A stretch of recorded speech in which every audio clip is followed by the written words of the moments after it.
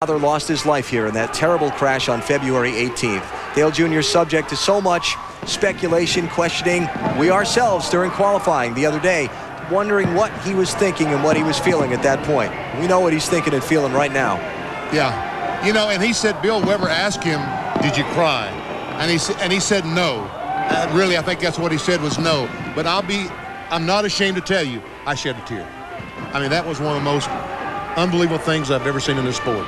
You know, Bill Weber asked me at our preview show, what's been the most exciting thing the first half of the season? Well, this overshadows anything that might have happened in the first half. Wally, there are some races along the line that as a driver, if you can't win, you're happy to see somebody else win. No question. You know, I think there's about 42 other guys who have done exactly the same thing that Michael did. It was so cool to see Michael go up there, return the favor from the Daytona 500, and I'll guarantee you Dale Jr. wanted this race. He may not have been shown it emotionally, but he wanted to win this race badly. Daytona's always been a place for me of magic, of excitement, a wonderful place to come for an automobile race. When we left here February 18th, it was the darkest I've ever remembered leaving a racetrack. And this does so much for those thousands of spectators, millions of Dale Earnhardt fans who need a piece of closure for Daytona. Maybe the same for Dale Earnhardt Jr. Obviously not as simple a situation for him, but perhaps this can offer the Dale Earnhardt fans some closure where this racetrack Daytona is concerned. Very well said. The victory celebration for Dale Earnhardt Jr. after scoring the win in the 43rd Pepsi 400. Closing time.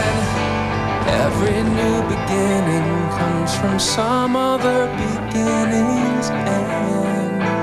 I don't know. It kind of looks like he's kind of hesitant. You know, he said he can't trust me when I'm 16. He don't know if he's going to give me a car or wait because he can't trust me. He says I don't pay enough attention. I know who I want to take me home. I know who I want to take me home. I know who I want to take me home. Take me home.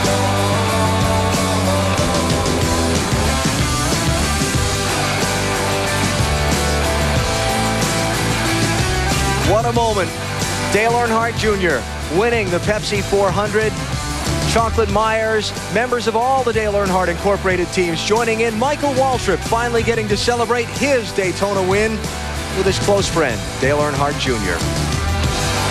It's been quite a night here at the Daytona International Speedway, and we're only just beginning with our NASCAR coverage. As we take you on the road to the championship, things took a little bit of a shake tonight. Jeff Gordon's lead coming in was 126 points. He finished 37th. Dale Jarrett finished 13th, closing the lead to 54 as we head to Chicago next weekend.